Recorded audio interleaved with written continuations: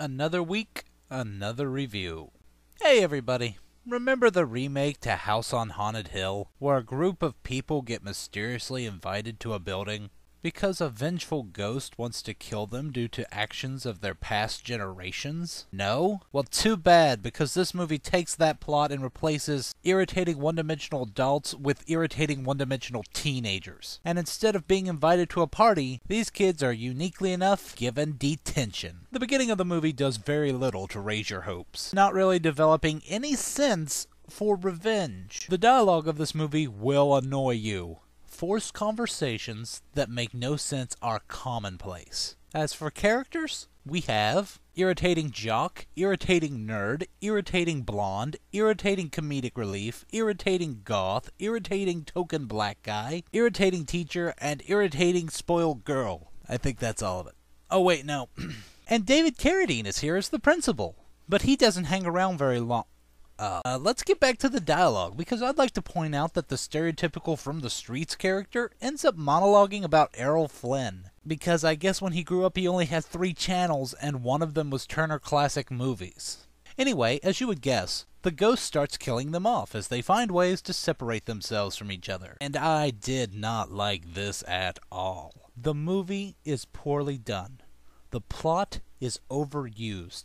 The dialogue is clunky and horrible. The acting is beyond poor for everyone involved, including Carradine, who is nothing more than an extended cameo at best. And the ending is horrible. How bad? Well, let's just say when you wrap it all together, I'm giving this movie a grade of an F. It's cliches you've seen a million times done to their worst. I do not recommend it. I do not recommend you riffing it. I do not recommend you going anywhere near it. If you see it on a DVD rack, put another film in front of it.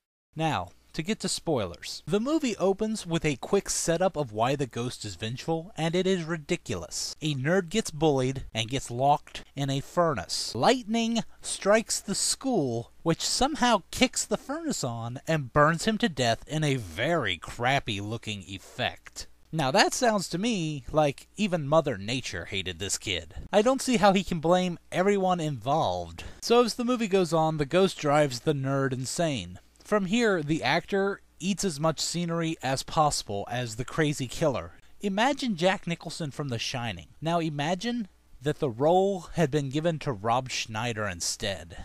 Doesn't work as well, does it? The big twist of this movie is that the teacher is also the mother of the dead kid. Maybe. The bigger twist is that she is dead or possessed, I guess.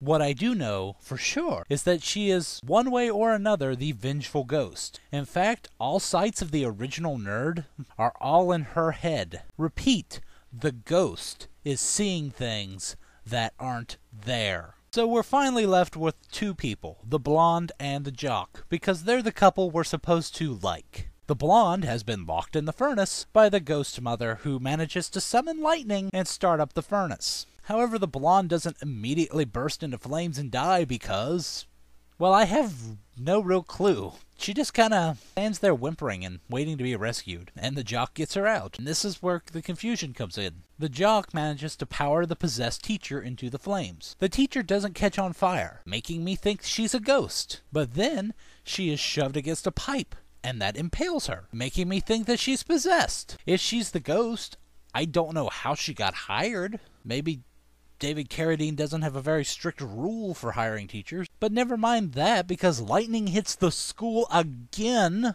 and she suffers a combination of electrocution and slight explosion. Yeah, she explodes.